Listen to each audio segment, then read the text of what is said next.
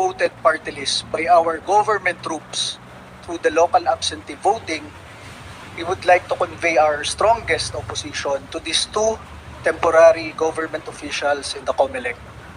In a democracy like ours, the sovereign is the Filipino people. All powers emanate from the people. We have national and local officials to serve the people and uphold the people's will in this democratic country. The sovereign will of more than 2.3 million Filipinos cannot be superseded by less than 10 Filipinos, which include these two temporary government officials in COMELEC. The character of these two has been tested 3 weeks ago, and clearly they have failed in this test. They have twisted the results of democracy and the sovereign will of more than 2.3 million Filipinos, who are not only our constituents but also the constituents of your honors as senators and representatives of the Philippines.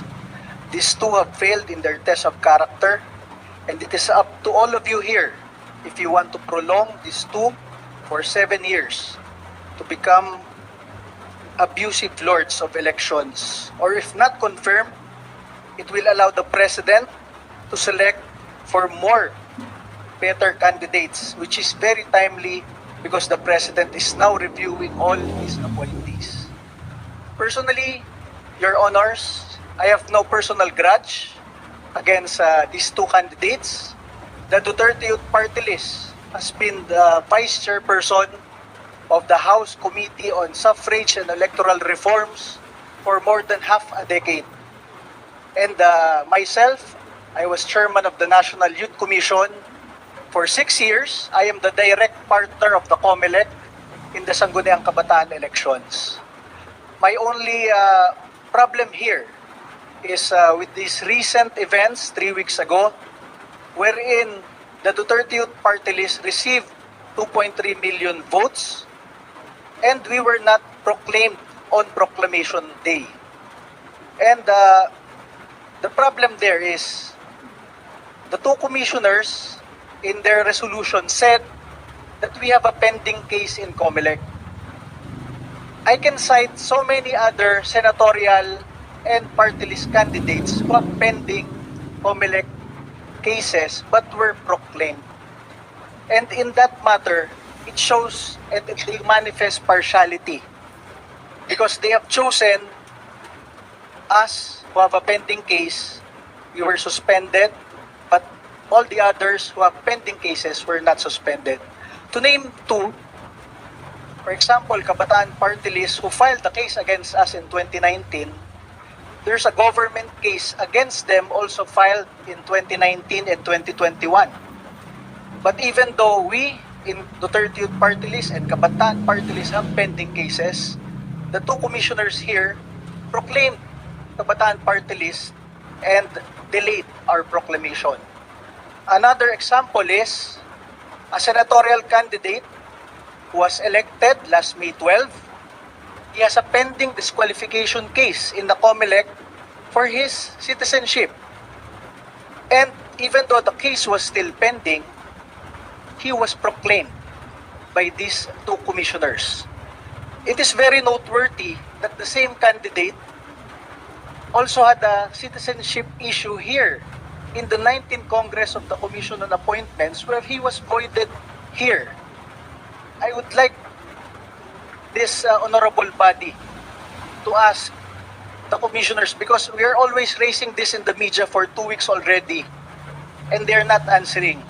Why is it that there are candidates for senator and for party lists who have pending cases but were proclaimed by them, but they chose Duterte Youth Party List to be not proclaimed? Aside from that, and lastly, we have filed an ombudsman case against the Supervisory Committee of the COMELEC last week, which also includes Commissioner Kasingal and Commissioner Pipo. And this is the case filed against them. It is a violation, and there's criminal liability under Republic Act 3019, the Anti-Graft and Corrupt Practices Act. Section 3, Corrupt Practices of Public Officers. Paragraph E, causing undue injury to any party, including us in government, in the discharge of their official, administrative, or judicial function through manifest partiality, evident bad faith, and gross inexcusable negligence. Because they have shown their partiality by not proclaiming us and proclaiming other candidates for pending cases in the COMELEC. That is all, Your Honor. Chair, Majority Floor Leader. thank you. I just noticed that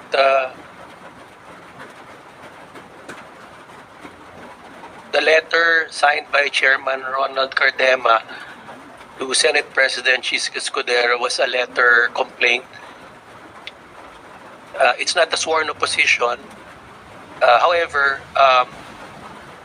it's notarized. I'd just like to clarify, do we accept letter complaints? We accept, but however, we should have accepted a sworn opposition, Madam Chair. While it is notarized, it's highly irregular that a letter is notarized. It's the first time I encountered this. Nevertheless, we're very liberal here, Ronald. I just like to ask you a few questions. So you're opposing the nomination of the nominee, and you claim that she committed gross inexcusable negligence and grave abuse of discretion in your letter.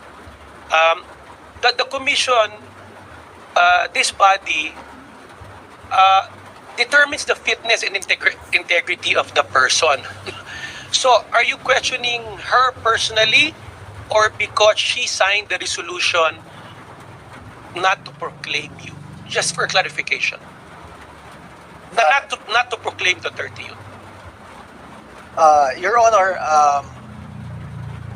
I am opposing them because in their interviews in the last 2 weeks, they're all pointing their finger to their directors in COMELEC that they signed because it was recommended to them. They said that it was recommended by their directors for us to be suspended. So when we filed our case in the Ombudsman, Just to clarify, sir, are you opposing the nominee because of their signature on the NBOC resolution, or you're opposing their fitness and integrity personally?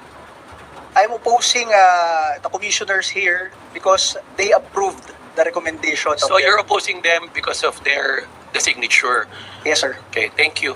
Secondly, just to clarify, we understand your complaint. There should be fair treatment for all. But just for the record, it's not only Duterte Youth that was not